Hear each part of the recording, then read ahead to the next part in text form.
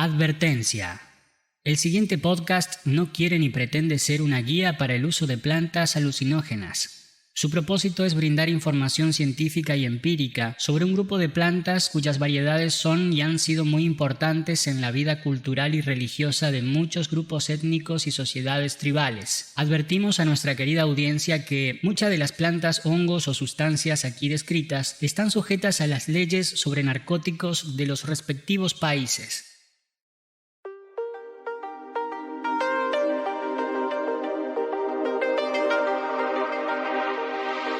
La mayor virtud de los psicodélicos, sin dudas, es la posibilidad de reprogramar la mente. Muchos de los momentos más importantes en la vida de una persona son, por cierto, traumáticos. Una especie de tatuaje en la personalidad que definirá nuestros patrones conductuales y nuestra percepción frente a la realidad. Nuestro aislamiento interior frente a estas marcas difíciles de remover, fuente de muchos males, suele construir barreras que los psicodélicos funden para que uno se vea con naturalidad. Estas experiencias establecen las condiciones ideales para que un individuo pueda rediseñar estas marcas, liberar traumas, miedos y manifestaciones tóxicas del ego. Una sanación en múltiples aspectos.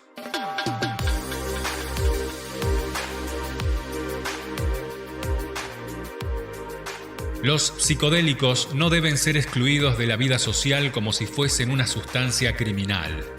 Tampoco deben ser tratados como meras modas de exploración casual. Simplemente debiésemos conocerlos como lo que son: espejos que agudizan la autopercepción y por lo tanto representan una especie de cartografía ideal para conocernos y rediseñarnos.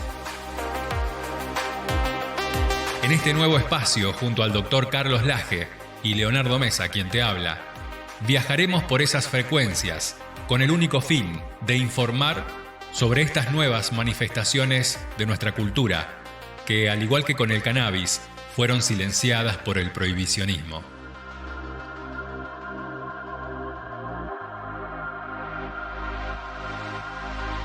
Bienvenidas y bienvenidos a Cultura Psicodélica. Bienvenidas y bienvenidos a Cultura Psicodélica. Bienvenidas y bienvenidos a Cultura Psicodélica.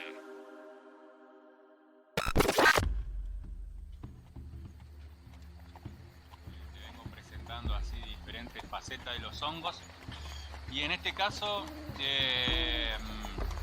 se me ocurrió como mechar esto de siempre presentarte algo sobre los micelios. Ahora te presento algo que tiene que ver con los micelios porque es micélico. Es un comentario micélico porque viene de internet y en internet es todo una red gigante, ¿no? En este sentido tecnológico hay una inteligencia artificial que se llama bots, ¿no? Vos lo conocés, son muy usados en WhatsApp Business y es un software automatizado que permite responder de manera automática, pero también se puede usar para objetivos más productivos, digamos, como por ejemplo encontrar libros. Y con esta tecnología en Telegram vos podés usar un bot para que te busque a nivel internacional los libros que se hayan compartido en esa plataforma. Te busca el algoritmo ahí de los códigos con letras, palabras claves. Y la verdad que llegué a muchos títulos interesantes buscando, por ejemplo, con la palabra enteógenos. Y ahí te aparecen, te aparecen resultados con la opción de leerlos online o inclusive descargarlos. Qué lindo que se está armando. Vos sabés que mañana me junto con los responsables del área de comunicación, marketing, prensa y difusión y les he dado en tarea armar lo que se llama la mediateca. O sea, más que la biblioteca, ¿entendés? Entonces, esto viene a anillo al dedo. Vamos a tener la mejor mediateca de cannabis y de enteógenos del mundo, Julián. Igual, nosotros, si bien abogamos por consumir el libro en papel, es una opción funcional para aquellos productores, como en este caso, donde solo utilizamos fragmentos para citar algunas exposiciones de autores. Y somos tan fanáticos del libro en papel que nos está llegando, en realidad al doc le está llegando, pero como compartimos este conocimiento siempre, es como que a mí también me llega y estoy emocionado, ¿no? Es el libro de Mark Aixalá, Integración psiquedélica, lógicas no ordinarias y retos de la psicoterapia en estados expandidos de conciencia. Tremendo, doc. Sí, vos sabés que siempre cuento, ¿no? Tengo 50 años, 25 de médico, los últimos 10 dedicados al cannabis, los últimos 5 conociendo en la oscuridad de la cárcel la psilocibina como una opción terapéutica. Cuando yo saliera de ahí pudiese dejar las altas dosis de antidepresivos y ansiolíticos. Y vos sabés que es algo... Hay cosas que me resuenan como muy fuertes. Primero, estamos ingresando a un portal de un nuevo reino, ¿no? Todo este tema, estuve investigando mucho de la falta de clorofila y cómo es la sangre de los hongos, ¿no? Porque vos sabés que la anandamida no solamente tiene una propiedad parecida a los exocannabinoides de la planta de cannabis, sino que el plasma estuve investigando mucho el plasma nuestro, que es el líquido que hace que los glóbulos rojos y los glóbulos blancos anden dando vueltas por nuestro cuerpo. Tiene una serie de propiedades muy parecidas a la clorofila y tiene una serie de cadenas de carbono, hidróxido, oxígeno muy parecidas. Entonces una de las preguntas que me hice es ¿cuál es la sangre de los hongos, digamos, no? Y me está costando, pero lo estoy investigando mucho, porque si no tienen esa sangre que hace que por ellos circulen sus propiedades etnobotánicas, creo que nos estamos asomando ante un reino nuevo, que no es un reino vegetal, no es un reino mineral, no es un reino animal. Y estuve chusmeando con algunas personas que no son tan populares ni dan entrevistas, sino que son más estudiosos de laboratorio. Tenemos una nota pendiente con alguien que, imagínate que con todo este tiempo, para que yo admire a alguien desde el punto de vista científico, tiene que ser alguien que ha pasado por algunas cuestiones ya mucho más allá de la academia circense, digamos, ¿no? Y la verdad que hoy estuvimos discutiendo este tema, así que me metí en el libro. Yo nací y me crié con mi padre. Mi padre me enseñó que a los libros, fuente de la sabiduría, fuente del poder, para el bien, no solamente había que leerlos, sino que había que reconocer en cada uno de ellos el olor. Y en cada libro tenían su olor especial, había que anotar el olor a qué, como una especie de cata de libros. Vos sabés que yo, porque conocés, tengo una biblioteca con unos 3.000 volúmenes, ¿no? Que abarca todo lo que tiene que ver con la filosofía, tiene que ver con la teología, tiene que ver con la medicina, tiene que ver con la política. Bueno, entonces yo aprendí a cada libro sentirlo desde el tacto, sentirlo desde el olor, sentirlo desde la visión, oír también las páginas cuando se pasaban. Entonces un libro es un órgano vivo, digamos, ¿no? Y ese órgano vivo te transmite lo que la pantalla por ahora no transmite. Pero bueno, diría Cassiari, todo tiempo pasado no fue mejor. Esto es un viejazo, ¿no? Que uno a los 50 años, hoy los pibes tienen otra manera de vincularse con la información y bienvenido sea. Pero espero ansiosamente el autorregalo, pero no lo espero tanto el autorregalo porque me lo has hecho yo, sino porque me lo vas a traer vos, porque este libro en particular lo estuve investigando mucho. Vos sabés que el autor se pone desde una posición donde comparte ciencia, pero a su vez comparte experiencia. Y eso no es menor, digamos, ¿no? Porque estamos ante una persona que no solamente investiga sobre las propiedades psicodélicas, sino que él es un consumidor, investiga a través de su experiencia, pero sobre todo en ese libro están las experiencias de los referentes internacionales de los últimos 50 años más fuertes del mundo psicodélico. Entonces es un libro del cual no solamente vamos a estudiar, sino que es un libro que también vamos a compartir en la mediateca y se lo vamos a hacer llegar a quien lo necesite. Así que este programa me parece que va a dar que hablar el número 3, ¿no es cierto, Leo?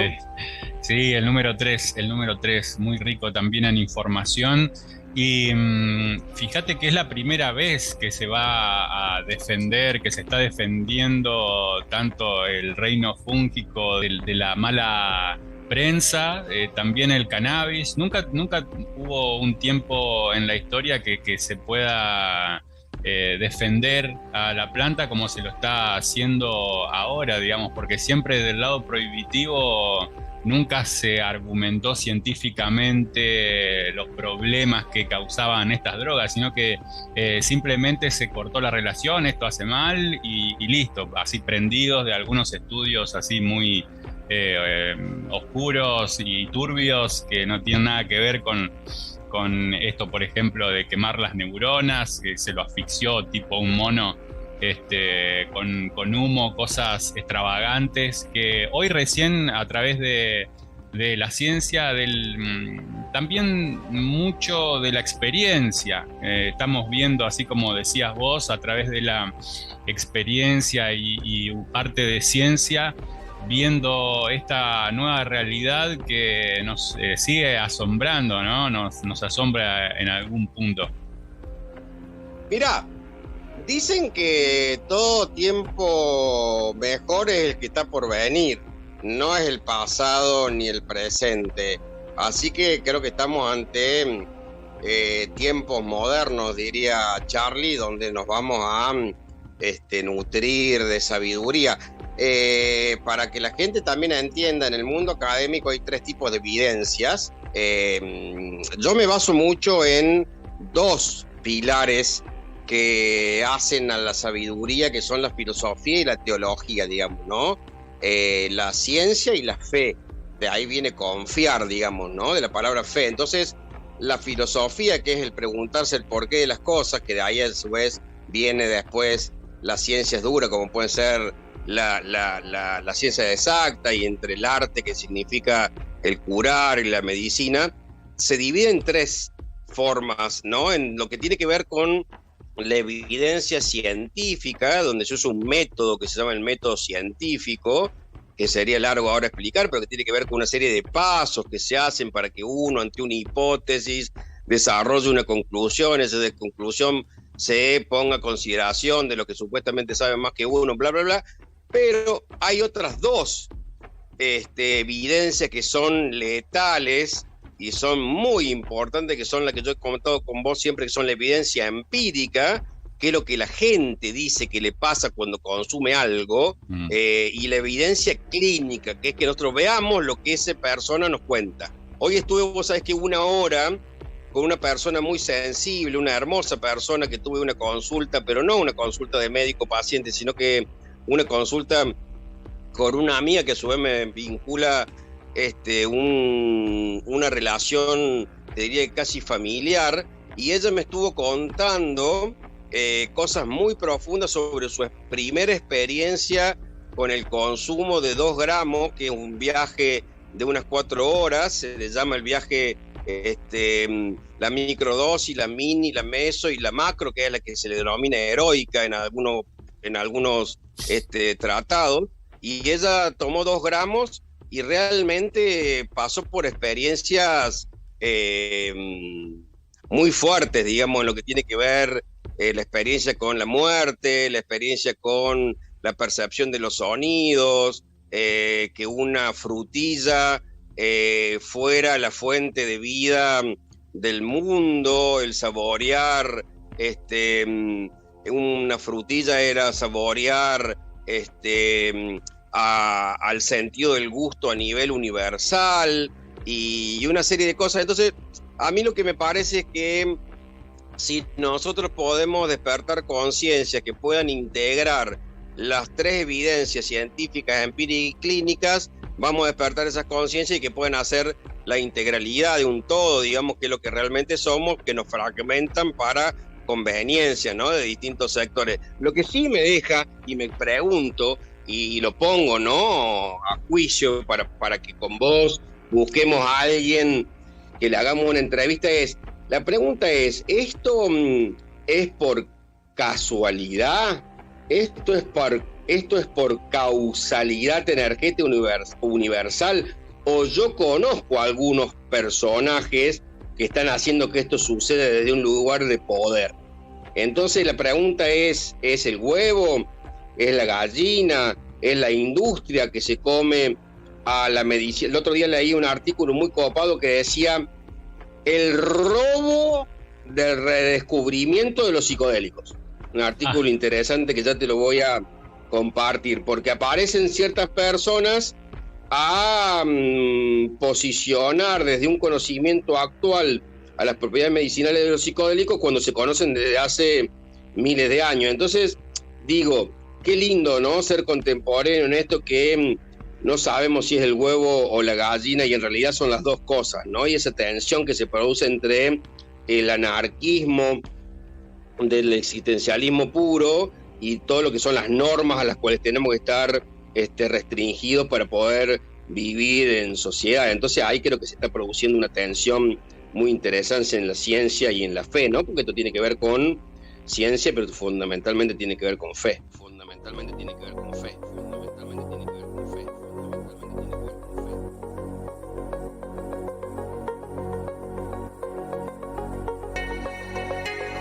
Las culturas indígenas han utilizado los psicodélicos durante milenios. Los pueblos indígenas, con uso documentado de especies de hongos psicodélicos que contienen psilocibina, incluyen los náhuatls, los mayas, olmecas, mazatecas, chinantecos, mixes, zapotecas, chatinos, colimas, purépechas y totonacas de México, y algunos de los pueblos de Centroamérica y Sudamérica. Cabe destacar que los curanderos mazatecos, incluida María Sabina, utilizaban hongos con psilocibina, por ejemplo los niños santos o Teonanacotl, para entender los procesos de las enfermedades y los caminos hacia la salud holística. En las ceremonias tradicionales o veladas, tanto el proveedor como el destinatario usan hongos con psilocibina, junto con cantos para invocar a los seres espirituales que buscan disipar las influencias malignas y reemplazarlas con influencias benéficas. En Estados Unidos, el interés y la investigación enfocadas en la psilocibina han variado con el tiempo, pero ha habido un aumento significativo que es, en parte, resultado de pruebas más nuevas y bien diseñadas de fase 1 y 2 que sugieren que puede tener propiedades terapéuticas únicas para las condiciones de salud mental. En 2020, los residentes de Oregon votaron a favor de la medida 109, la cual le ordena a la Autoridad de Salud de Oregon que establezca reglas y regulaciones para apoyar la prestación de servicios de psilocibina. Medida 109, sección 11. El 30 de junio de 2021 o antes y periódicamente después de esa fecha, el Consejo deberá presentar sus resultados y recomendaciones a la Autoridad de Salud de Oregon acerca de las investigaciones y los estudios médicos, psicológicos y científicos disponibles y otra información relacionada con la seguridad y la eficacia de la psilocibina para tratar enfermedades de salud mental, incluyendo, entre otras, adicciones, depresión, trastornos de ansiedad y angustia psicológica relacionada con el final de la vida. Revisión rápida de evidencia y recomendaciones del Consejo Consultor sobre psilocibina de Oregon. Estás escuchando Cultura Psicodélica.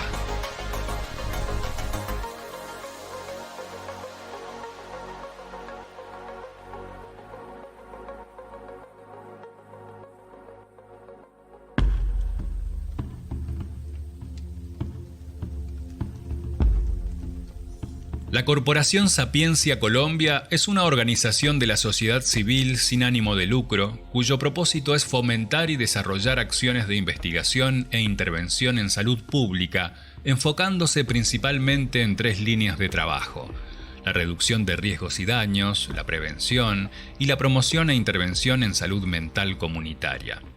Hoy vamos a hablar de todo esto con Juan Manuel Marín Montes, que es psicólogo, estudiante de maestría en estudios sociales y políticos, con interés en psicología clínica comunitaria, investigador social. Es un activista de estos nuevos abordajes en el uso de sustancias psicoactivas, políticas de droga y políticas de reducción de riesgos y daños. Doc, ¿qué te parece? Mira, conozco muy bien a la organización, estuve investigando algo de quien vamos a entrevistar. Es una de mis organizaciones, de la misma manera que la Fundación Cana, fue un norte para mí en el mundo del cannabis, por quien está por detrás de ellos, Mechulán y toda la parte Guzmán y toda la gente que está por detrás de la Fundación Cana, Lícer, que vos mismo lo conoces mucho, todo lo que tiene que ver con el Observatorio Europeo y Español de Cannabis Medicinal, digo, gente que, hablando del mundo de habla hispana, ¿no? Porque todo el mundo de habla inglesa, tenemos todo lo que tiene que ver con la high time y toda una serie de cosas en el cannabis, dentro del mundo de la salud mental, de la salud física, pero todo dentro de la salud mental. Esta organización es una organización de vanguardia, es una organización líder, una organización que pretende, a través de uno de sus pilares de funcionamiento, que es la reducción de daños, es que uno tome conciencia que las sustancias son cuestión de dosis y no de sustancia en sí. Uno tome conciencia que el veneno es la misma sustancia, entonces tiene que ver con lo que decía Paracelso, ¿no? Que todo tiene que ver con un vínculo con el consumo, no solamente de sustancias, sino, como siempre te digo, que también con un vínculo de los vínculos en sí, con nuestro entorno, con nuestros seres de la misma especie y con los seres de otras especies sintientes. Entonces, esta organización viene a poner, digamos, en la deconstrucción un pensamiento de 100 años arcaico que plantea que la solución para las drogas es el prohibicionismo, que la solución para las drogas es la guerra de las drogas, y esta gente la tiene muy, muy clara. Y él, entrevistado en particular por su característica de psicólogo y un estudioso más de la salud mental que solamente de la psicología, que es mucho más amplio la salud mental que la psicología, es un personaje que reúne 2 cosas que son muy difíciles de encontrar, que tienen que ver con el conocimiento académico de lo que dice y la praxis en terreno, digamos, ¿no? La mayoría de los académicos se quedan encerrados en sus burbujas de claustros y de ahí dan órdenes más o menos sobre qué debería hacer la gente, y los zapatos lustrados muy pocas veces se les mojan en el barro de donde está la conciencia empírica, digamos, ¿no? Entonces es un lujo tener a una persona que no solamente se pone los zapatos del otro y se los mancha con barro, sino que también nos habla desde la academia. Así que notón, programón, y yo creo que así, disfrutando, como siempre decimos, esta trama de, como vos le decís que te encanta decir, de micelios, digamos, nos va a llevar a generar una malla que nos va a servir para 2 cosas. Lo vengo hablando mucho con mi hija, ¿no? Con Magdalena, de 15 años, y con mi compañera también. Esto nos va a llevar también a generar una trama, una malla que nos permita 2 cosas: descansar en esa trama, en esa malla, cuando necesitemos reposar un poco para volver a tomar envión, pero sobre todo también nos va a servir para, como las camas elásticas, saltar, para a lo mejor en algún momento tocar el cielo con las manos, que es lo que siempre nos enseñaron y quisiéramos de chicos. Y también nos va a ayudar a desmitificar una cosa que es increíble. A cada persona que le digo que estoy trabajando con hongos medicinales me dicen, pero si los hongos son venenosos, así nos enseñaron desde chicos. Entonces fíjate vos, 2 cosas: el cannabis mata neuronas y los hongos son venenosos. 2 cosas que estamos deconstruyendo, y bueno, poniendo nuestro granito de arena, porque el mar no existiría si no fuera un conjunto de granitos.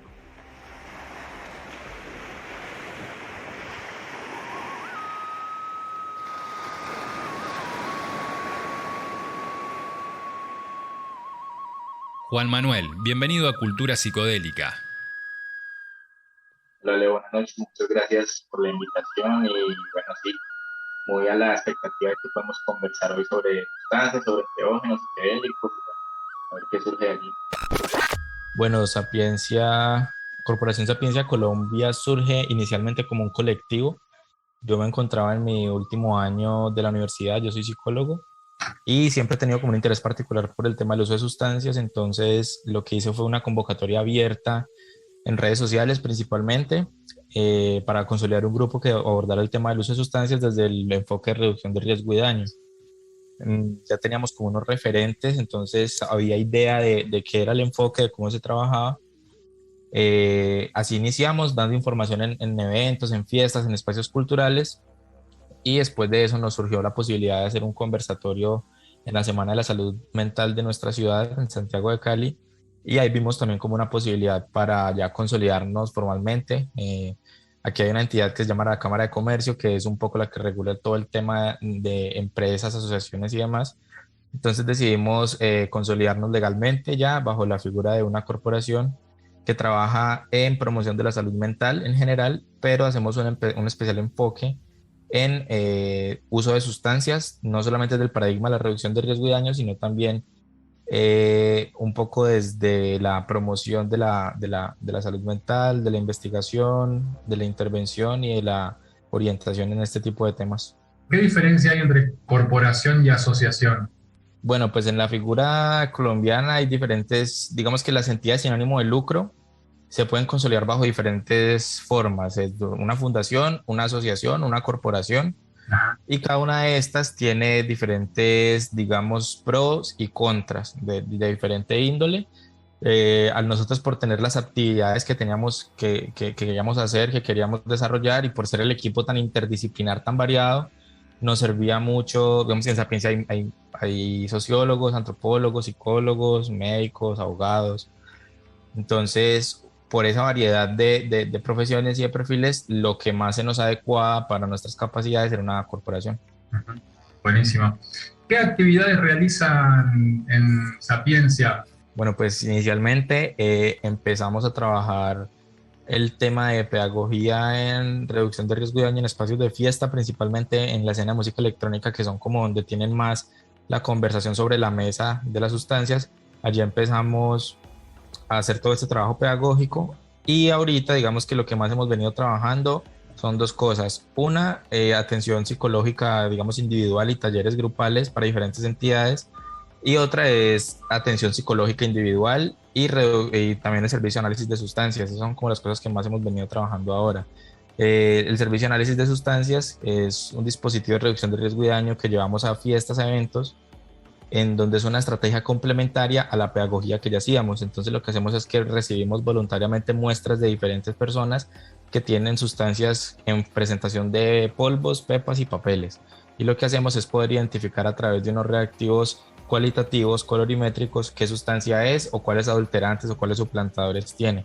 Entonces nos hemos dedicado a eso aquí en la ciudad de Cali hace un año, en alianza con la consultoría especializada en drogas, salud y sociedad de la ciudad de Bogotá, y bueno, hemos venido trabajando como esto puntualmente. Estás escuchando Cultura Psicodélica. Hay un cambio en las políticas de drogas a nivel mundial. Las premisas básicas de la prohibición no se han satisfecho, y no es lo único. Además, la política pública no resolvió el problema que quiso atacar, y además ha generado enormes daños colaterales. A ellos les encantan estas etiquetas. Esto es básicamente muertes, desolación, territorios perdidos, delincuencia en absoluto control, instituciones devastadas. Esos serían los daños colaterales del prohibicionismo. Juan Francisco Torres Landa, en TEDx. Hay un cambio en las políticas de drogas a nivel mundial. Lo que ha posibilitado ese cambio, digamos, aparte de muchas cuestiones legislativas y cuestiones jurídicas de cada país, ha sido principalmente la organización y la presión de los usuarios de sustancias por sus derechos. Es decir, si uno logra ver cuál es la incidencia de algunas organizaciones de la sociedad civil, de algunos, por ejemplo, en Colombia, bajo la figura de líderes sociales en diferentes regiones que tienen muchos problemas derivados de la prohibición, pues uno se encuentra que realmente hay una incidencia grande. Entonces, digamos que la reflexión al respecto es que como usuarios de sustancias debemos justamente organizarnos y hacer una demanda exigente de derechos para que el paradigma cambie. Eso es lo que ha venido pasando un poco.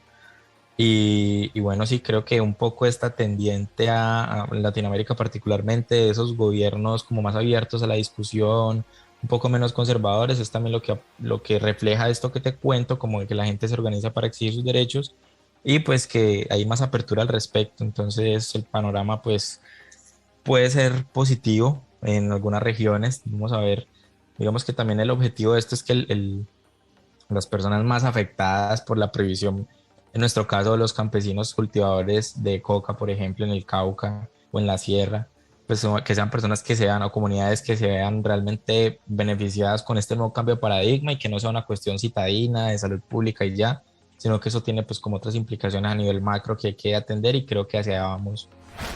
Cultura psicodélica. Están usando psilocibina en el tema de la salud mental. Juanma, contame un poco en qué contexto le prestaron atención a los hongos y cómo van con ese proceso.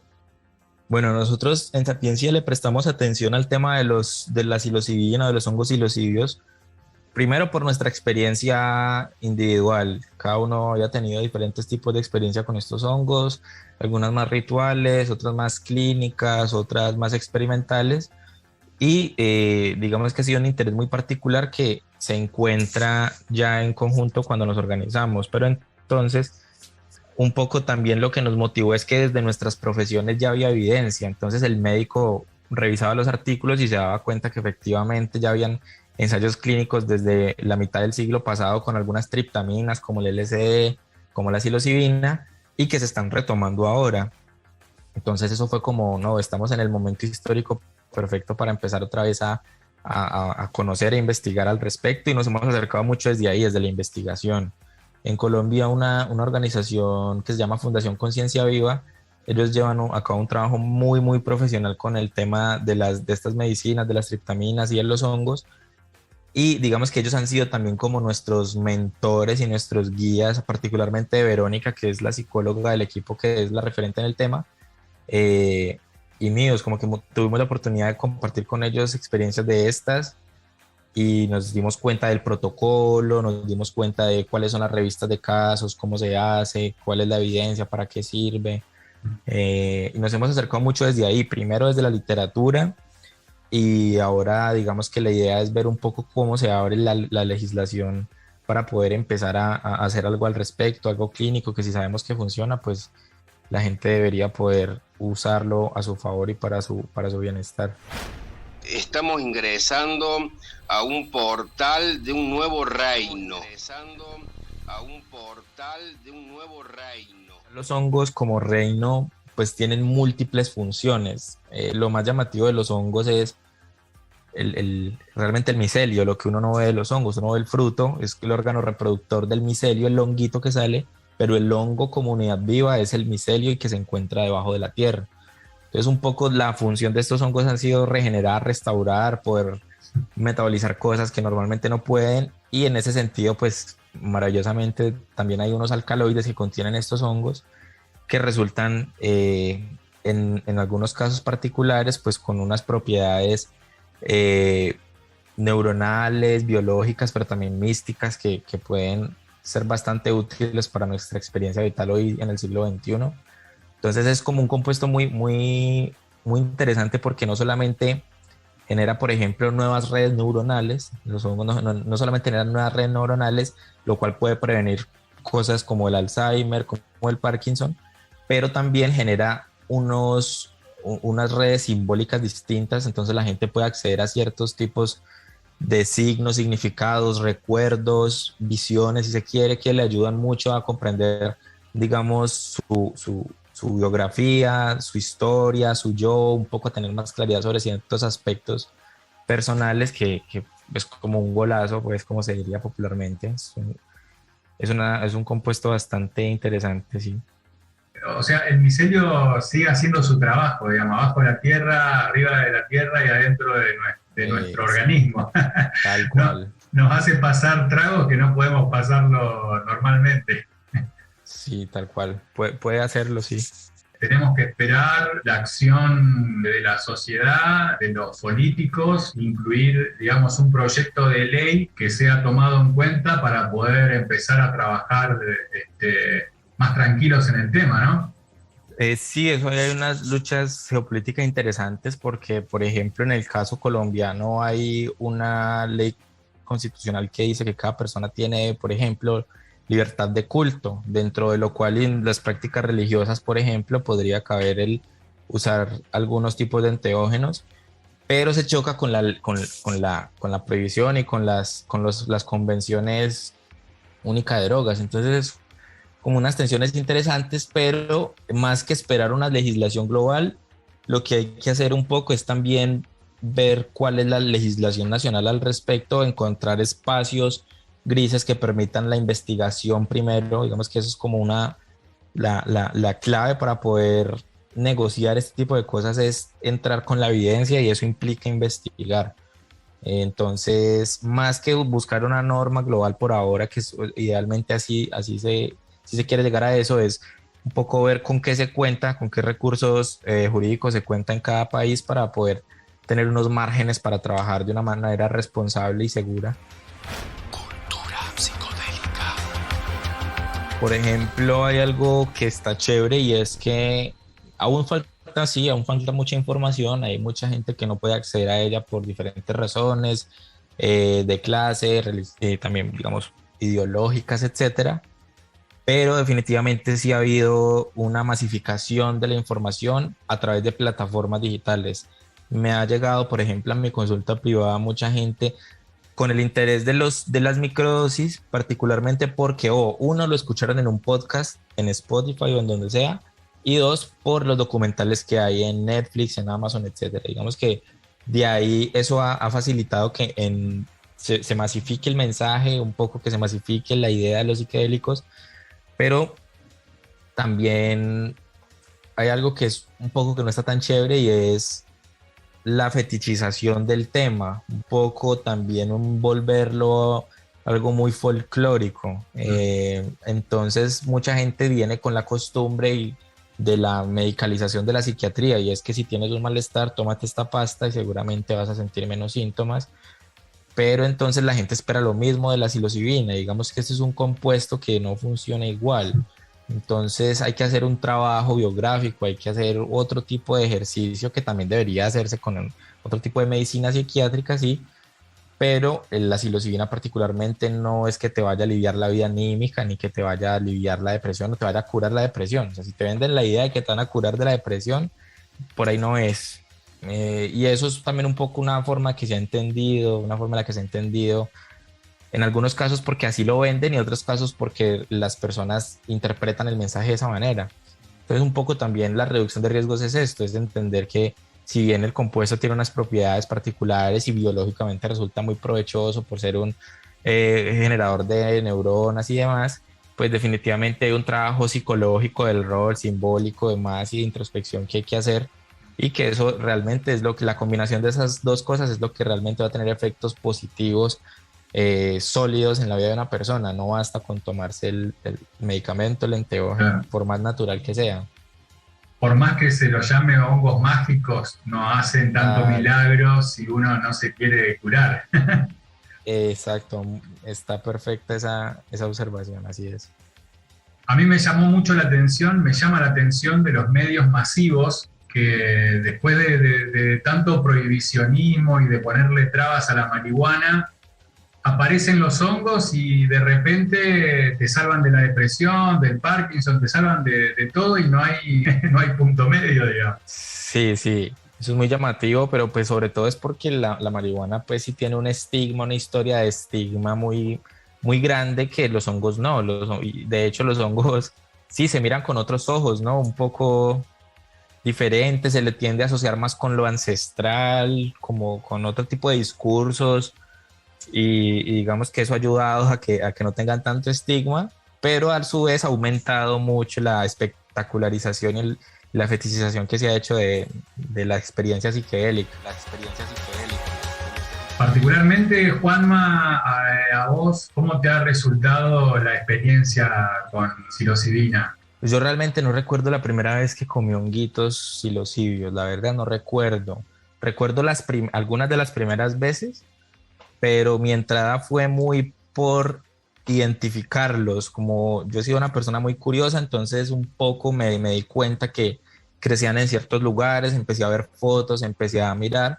Y un día un amigo que estudiaba biología me dijo que lo acompañara a recolectar. Y yo, claro, vamos, fuimos. Él me enseñó cómo se identificaba, qué aspecto tenía, cómo se debía ver al partirse. Y yo los coleccioné un tiempo, los puse a secar. Y bueno, eso es lo que recuerdo de esa primera vez que tuve la experiencia con un hongo. Pero entonces ya una de las veces que los usé, digamos que yo he hecho microdosis, he tenido 2 procesos de microdosis en el 2018 y uno en este presente año. En el primero lo usé principalmente por temas de niveles de energía, me sentía muy agotado, muy cansado, y por temas de concentración. Entonces hice un protocolo, el de James Fadiman, me fue muy bien, realmente pude notar un incremento muy notable en los niveles de energía, una capacidad de concentración mucho mayor, y además de que también un poco había una disposición mayor a cumplir las tareas, porque digamos tenía también el compromiso de poder asumir un protocolo y demás. Entonces sí, el compuesto digamos que también por supuesto hizo su trabajo, pero también hay un montón de cosas alrededor que lo facilitan. Y ya con dosis más altas he tenido experiencias fuertes que me han hecho, por ejemplo, darme cuenta de ciertos patrones que he venido teniendo desde hace mucho tiempo, de tener recuerdos que no había reprimido, que un poco no sabía que estaban por allí, y una sensación de confianza en últimas, como eso es un poco lo que yo más rescato, y es una sensación de confianza al tener la percepción de que he podido entender y conocer y aprender más a través de una experiencia de este tipo. Entonces creo que eso ha sido como mi experiencia, siempre ha sido en ambientes seguros, con amigos, nunca he usado sustancias en entornos rituales, nunca he tomado yagé, por ejemplo, he estado en ceremonias cuidando personas, acompañando, pero nunca he tomado por diferentes razones. Y con los hongos ha sido un poco similar, en contextos muy, muy tranquilos, pero sí con amigos, con cercanos, así ha sido. ¿El peor viaje, qué drogas se la llevó en vos? No, el cannabis, la marihuana. ¿Ah, definitivamente, sí? Con comestibles. A mí los comestibles me gustan, de hecho es la forma que más me gusta, pero en mis primeras veces, mis primeras experiencias, pues me sobredosifiqué, como es muy usual en las personas que han comido algún postre, alguna repostería de cannabis, saben que es muchísimo más potente y contundente. Entonces sí, lo que yo hice fue irme a mi casa a dormir. Ya estaba como muy aturdido y muy confundido, me estaba mareando y yo pues cogí un taxi, me fui para mi casa, me dormí, ya el otro día amanecí bien, pero con mucho cansancio, claro, como con pereza, pero pues nada grave realmente. Estás escuchando Cultura Psicodélica. Antes de hacer algo, antes de probar alguna sustancia, antes de tomar cualquier decisión, lo primero es ahogar la curiosidad leyendo, informándose. El conocimiento sobre lo que uno quiere hacer y a lo que se quiere acercar es la base de que se desarrolle una buena experiencia, una experiencia estructurante, o de que efectivamente pagues unos costos muy altos, particularmente hablando de la salud mental, por ejemplo, por no conocer, por no saber el historial de salud mental de mi familia, por ejemplo, no saber que, por ejemplo, hay tendencias a esquizofrenias en mi familia y que si abuso de los psiquedélicos probablemente pueda desencadenar algo, o sea, como este tipo de cosas. Primero hay que conocer, informarse y demás para poder sacar el mayor provecho posible de estas experiencias. Nosotros la red social que más manejamos es el Instagram, @sapienciacol, con C al final, sapienciacol. En nuestra página web www.sapienciacol.org también pueden contactarnos, ver lo que hacemos.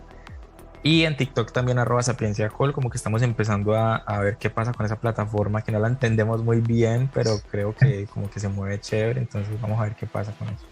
Donde haya jóvenes tienen que estar. Sí, totalmente de acuerdo. Para allá vamos. Bueno, Juanma, te agradezco mucho tu tiempo, estás cansado ya de un día de trabajo, pero bueno, es muy valioso lo que nos contaste y desde ya agradecerte mucho tu participación. No, muchas gracias a Leo, y de eso se trata. En cualquier cosa que podamos colaborarnos, por supuesto que ya sabes que contás con aliados aquí en Cali, Colombia. Y bueno, eso sería todo. Te recomiendo mucho que sigas, por ejemplo, el trabajo de Fundación Conciencia Viva. Si te interesan esos temas, sé que allí vas a poder encontrar información de gente muy profesional al respecto, que te pueda ampliar muchísimo más el tema de los hongos particularmente. Y bueno, un gusto conocerte. Un abrazo.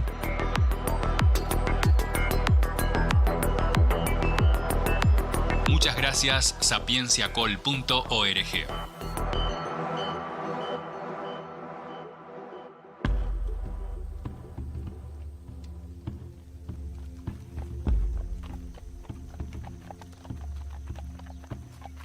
Programón tuvimos hoy, y bueno, hoy dimos mordiscos de diferentes autores.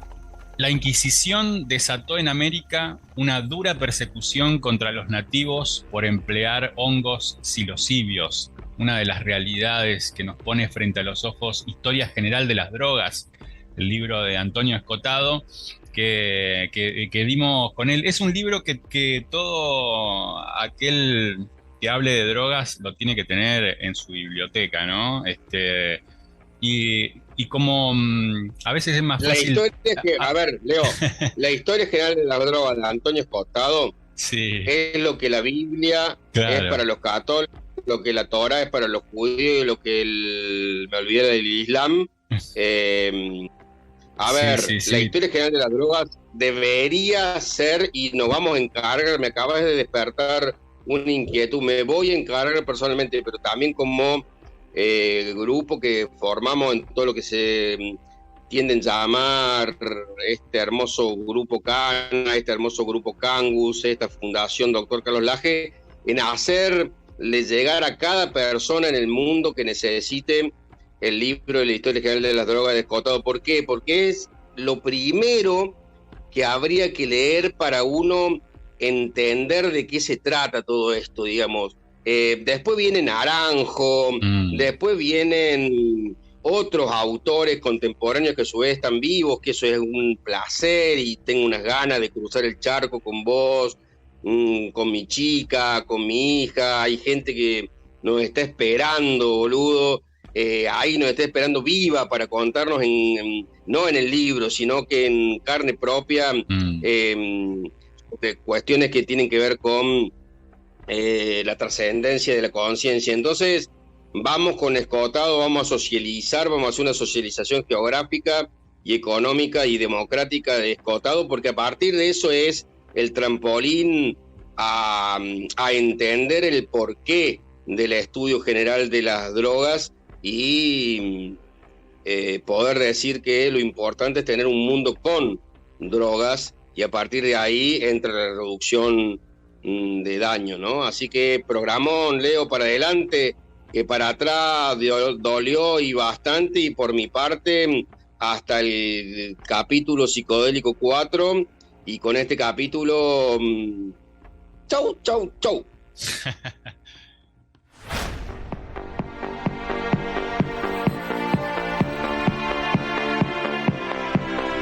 Amigas y amigos, espero que hayan disfrutado de este tercer podcast sobre una de las manifestaciones culturales menos difundidas y más castigadas, la de los psicodélicos.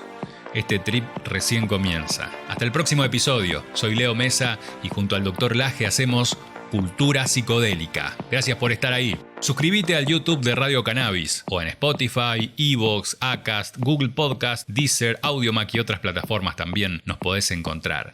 Déjanos tu marca. Hasta la próxima, chao.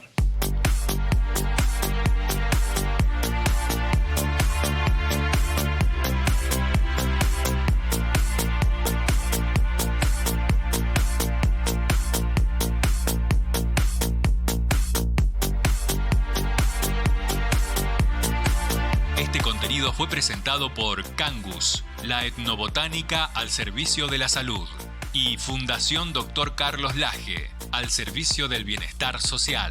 Come and catch me.